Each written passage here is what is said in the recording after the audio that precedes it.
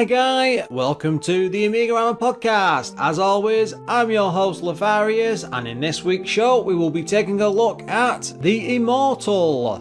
But before we jump right into that, I thought we'd have a look at some of this week's Amiga news. Now first up, this is a show I saw over on YouTube a couple of weeks ago now in fact, and it's called Yesterzine, the literal magazine show. Now this is a show about retro games obviously, and how well they may or may not have aged, flicking through a different old gaming magazine every episode. The first show I thought was definitely worth mentioning, mainly because it's good for us Amiga fans, because he went back to a copy of The One. That was one of the top of the line Amiga magazines back in the 90s. I think it started in the early 90s, I'm not entirely sure, but we mention it scores enough time, so it's certainly worth going back to it. Anyway, the chap behind all this is called Dudley, and he puts his own interesting spin when he goes through the magazine, and he'll go off and do like magazine reviews or talk about bits of news and stuffs in there. It's a very interesting take on what you can do with an old magazine, and it's got me hooked already,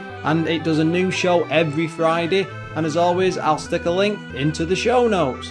Next up is something I've been seeing on lots of different retro news sites, and I've even gone and plunged down a couple of quid myself because it seemed interesting, and this is basically called Antstream Retro Gaming Reborn, and it's an online streaming service. It doesn't seem to actually download the games, but it does let you play them all online. Whether or not that will work well for slower internet connections is something that they said they're looking at, but I thought I should bring it up because there's thousands of games being listed on this one. I think they're after about £40,000 or £50,000, that's a hell of a lot. It's got Ian Livingstone involved, and I'm sure you must know who he is. Going way back to the early days of Games Workshop, he was the big chap behind all that and went off to do the Fighting Fantasy book, so it's definitely in good hands. It's over on Kickstarter, I'll stick a link into the show notes. Lastly this week, I wanted to mention a music video I'd seen on YouTube. Obviously I'm on YouTube all the time, definitely checking out loads of different Amiga things, and I've had a big push for Amiga music of late, and I basically saw something called the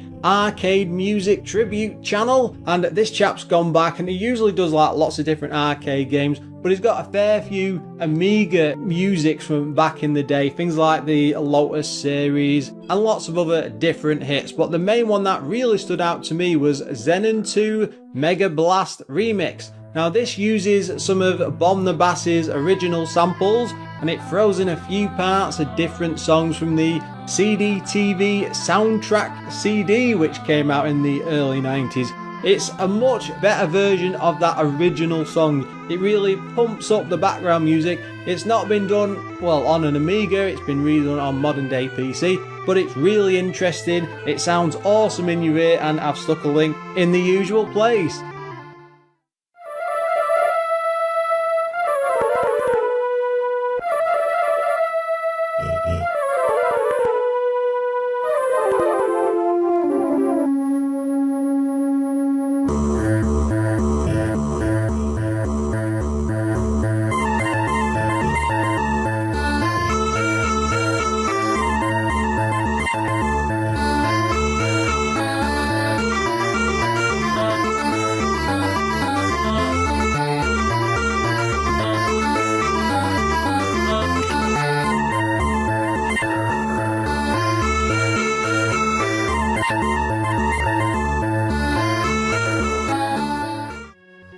Usually when I pick a game to cover for this show, I tend to have some sort of experience with it, or time to time I always do stuff I haven't covered before, but again, when you play lots and lots of original Amiga games like me, it's always interesting to go back to them and see how they played today and see if it's expanded or anything. Though weirdly with the Immortal, and mainly the main reason I chose it this week is, as a kid I was really caught up in the whole EA, I suppose it was like them trying to fool people and make the programmers be like really famous because they thought that was the right way to market stuff. It wasn't about making people famous or anything. I think it was all just some marketing ploy. Though I got really caught up in this, and I would remember buying Mega Drive cartridge games especially and seeing like coders' names on the covers and just wondering, oh, who are these people? They must be really fantastic if they kept appearing on like a couple of different games. And the Immortals always stood out for me because it was one of the first games, I think, by Will Harvey, and his name was plastered on the front, and it gave you this big impression that it was much more than it appeared to be. And I really loved this on the Mega Drive as a kid. I played it a hell of a lot, though to be honest, the one version of it many years later going back would have to be the NES port. That was absolutely amazing that something to that degree could appear on Nintendo's system, which was usually very basic. So coming back to the Amiga version today was a bit of a joy because I had a lot of fond memories of this, and I was hoping they would come across in the Amiga version.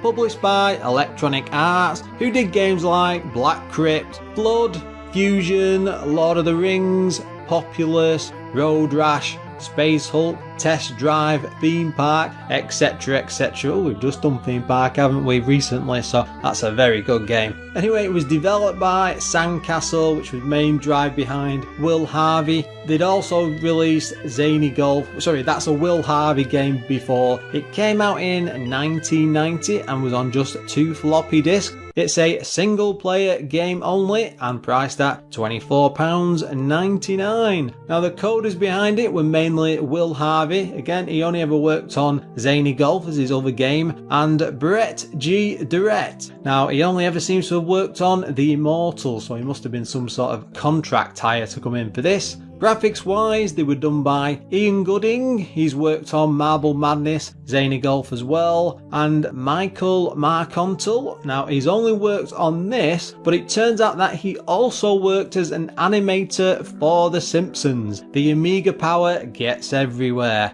The music was in turn done by Douglas Fulton. He's worked on other games like Sky Fox and of course Zany Golf again. They do seem to get around with that title. Now the history behind the game. Seems that in its early days of development, The Immortal was meant to be an online graphic adventure game. It started out with the name Campaign, and it was meant to consist of various fantasy classes such as wizards, elves and warriors, played via modem. Now the point of this was hunting the web for fame, glory and fortune, though it wasn't long before they changed the name and began to focus more on a storyline. The push for online stuff soon disappeared, later to become a single player game. I suppose again this is the early 90s when this was coming out. Online gaming really wasn't a thing. It certainly hadn't taken off in the likes of say Ultima Online, which was 6 or 7 years away at this point. It started out on the Apple II GS, where it was so successful that it wasn't long before lots of different ports soon followed. Now, Will Harvey didn't want this game to just blend into the crowd against, say, other RPGs, and he decided to make players consider every action before running into trouble. The story creates a notion about thinking before you act, which the whole game is designed around. Moral judgments need to be made throughout the adventure, with decisions having consequences. Killing lots of goblins, for instance, means they won't offer to become allies much later in the game. It's a very similar style and choice to the Ultima series much later on, if a little less refined. Now the Immortal does have an awful lot of blood and gory death animations sprinkled throughout the game. A lot of the ports removed these, probably for obvious reasons, and that was thanks to the likes of Nintendo, but the Amiga version, it turns out, seems to keep them all. The game was incredibly successful across all the formats it came out on, but sadly it just didn't sell well enough for a sequel to be made. Almost sounds like it was on the verge of being a mega hit there, and they just couldn't get past the finish line. By this time though, Sandcastle were beginning to work with online gaming tech, creating tools to help with lag-free gaming for online games. Adobe purchased them, it turns out, in 1997 and moved the company away from games completely. That's probably why Will Harvey doesn't have many credits to his name against other games. There isn't all that much developer info about this, I'm afraid, though it does turn out that the Amiga version does have an Easter egg tucked away that not all of the other ports do. On level 5 in the room infested with worms, there's a ladder leading down into this endless corridor. Now, if you make sure to have the coffee maker with you and walk down for, I think it's 15 minutes, the room shows all of the game's designers plastered around the walls, and No, I'm afraid I didn't try it. I couldn't get that far because I got completely stuck, though I hope some of our listeners are going to confirm whether that's there or not. The game is 1 meg on the Amiga, though it turns out from what I could see a 512k version was planned for a separate release, though that was cancelled in 1991. Ports wise, this ended up of course on the Apple 2GS where it came from originally, the Atari STE, NES, PC, which will be a DOS port, Sega's, Mega Drive and Genesis, which is where I would have played it originally. The morning sun heats the jagged peaks as you follow the forgotten road down to the valley floor. The bleached ruins of great columned temples and towering citadels rise from the grassy plain like the bones of some colossal beast. This was the ancient city of Erinok, destroyed by dragon's fire over 1,000 years ago. Mortimer spoke often of this city and the labyrinth below. You think back to the days when you were young and eager to learn the spells of sorcery. The old wizard Mortimer, God, they say that a lot, took you in and patiently taught you the arts of magic. He taught you how to read the runes and unleash their power, the power of charms and fire. He showed you the strength of steel and taught you to use your wizard's cunning. Mortimer was your master, your mentor. He was your guide down the treacherous path of wizardry. He was also your friend. Many years have passed since you last saw the old man. You assumed he was dead. That is until a few nights ago when he called to you in a dream. You woke with the uneasy feeling that Mortimer still lived, trapped in a bottomless cavern, and so you set out to unravel the secrets of the Immortal. I have to say, this has just become my most favourite gaming story ever. What an awesome introduction for the game. Leading on, I guess, from that awesome introduction, you begin the adventure on the first floor of the dungeon. A burning candle on a nearby table erupts into a cloud of smoke and your old teacher tells you what's happened. Or so it seems, until you realise the message is for someone else. Or the start of a bloody good adventure. The game's main screen shows you a grey stone border with sort of Celtic symbols, and there's dragons which are set in stone gazing across at each other. It's very RPG-like, and I really like the art style to it. The whole world though is rendered in this sort of 3D isometric view with lots of detail spread around that even goes out of its way to show you things like cracks in the stones on the floor, though it only ever shows you like the immediate surrounding area. Now, one thing the original copy of this has is this gorgeous glue book that like tells the full story that I went into before, and that goes from start to finish bizarrely. There's lots of hints in there and maps of each area that you get to explore. It's sort of a spoiler in a way for the player, but it's a nice handy thing to have if you're constantly getting stuck in parts of the game. A lot of this is like action orientated with combat, so even if you do follow the clues, you're still going to need to be good enough to defeat all of the enemies.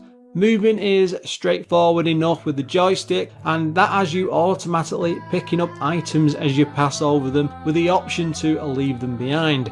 When you walk into an enemy, it locks on and this sort of live combat kicks off. You have to watch the enemy very closely as they swing to attack. You can either dodge with a tap of the joystick, press forward to jab, or pull back then forward for a slash with your weapon. It's quite simplistic, though you can collect lots of scrolls which are littered around that let you fire spells with the fire button. The aim of each stage is simply to solve all of the puzzles, escape past the traps and pitfalls and make your way to the exit ladder. There's lots of things to find and all with like a magical flair, even one that lets you disguise yourself as a goblin or even a magic carpet, which sort of reminds me of Aladdin because you get to float around on its back, avoiding like all sorts of traps. There's ritual knives for challenges to the death, potions that can make you stronger amongst many other things, keys for chests or doors, gold to collect, straw to sleep on, I think that's for recovery,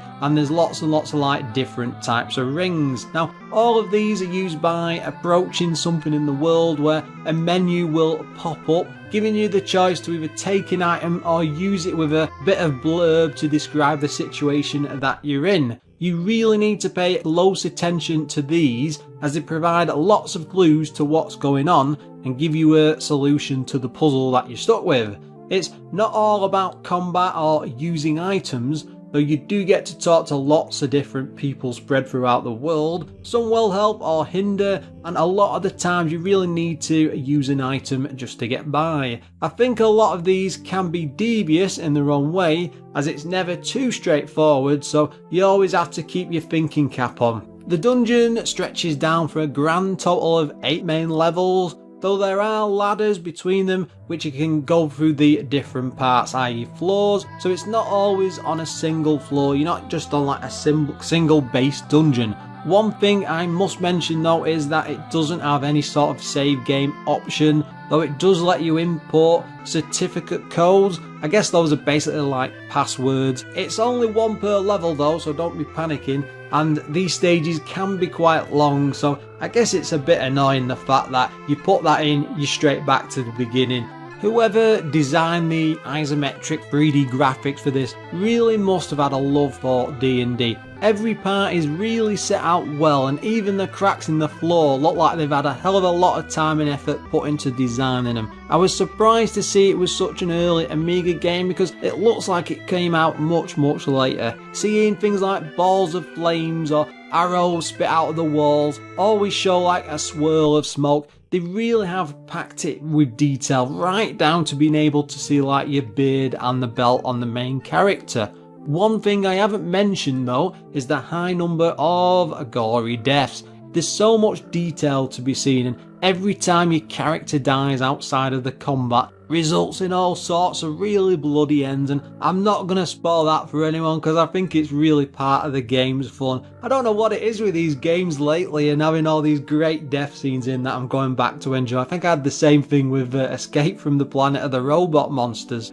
I will say though that if you're a fan of something like Dragon's Lair and you really enjoy watching all the miserable things that happen to the main character, you're going to have a blast with this, as it's at that level of different detail with all the gory deaths throughout. There's also an awful lot of music playing throughout the different sections of the game, and though it all sounds as if it's being played on an actual accordion, it does change tone and beats depending on the area. It means that it's not just on a constant loop and it's the same thing over and over again. There are some sound effects in there, though they tend to be really quiet, with things like combat being silent, so it's a very odd audio mix.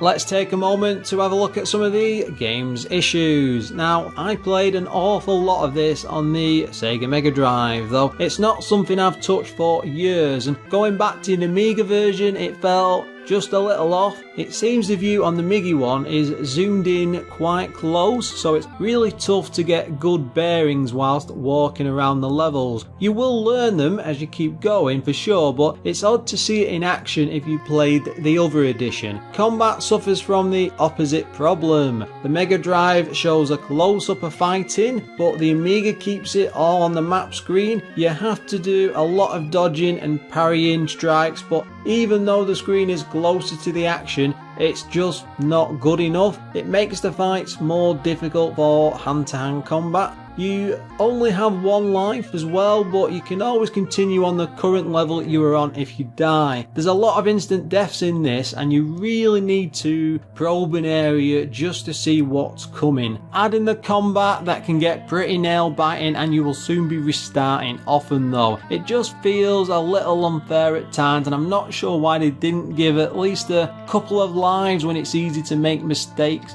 At least it has an energy bar though, so it's not just one-hit kills. The inventory is a bit over the top. It's 6 items on a separate screen with these huge icons that could put graphic adventure games to shame. As the game goes on, you are constantly filling it, and a bit silly to keep scrolling through each section every time just to get what you want. Even though it fills up fast, you can drop stuff and pick it up to change things around, but it could have been better with, say, much basic text rather than these drop-off icons. A good example would be when you pick up Dunric's ring at the start of the game. You're pretty much stuck with that for ages, and you also lose a spot in the inventory for gold. Even the Dizzy games could manage a text menu system, so I'm not sure why this couldn't do something better. The weirdest part is that the main game screen is this grey space with a pattern along the bottom that fills about a fifth of the screen. I suspect it's down to the usual technical limitations to keep it running smoothly, but it would have been much better to have the items along there instead of all crammed into this out of sight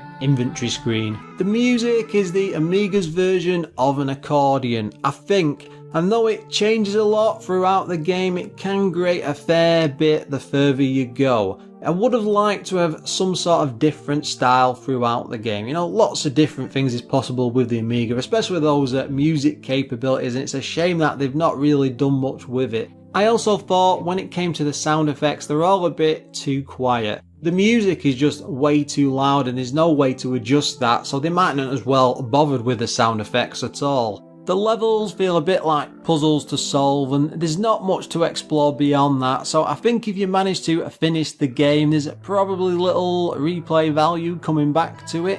When it comes to the magazine scores, it seems we've got a rather mixed review range. CVG gave it 93%, CU Amiga 91%, The One 90%, Amiga Action 80%, it's really dropping, Amiga Power 76%, and finally Amiga Format at 82%. They really were taking no prisoners there.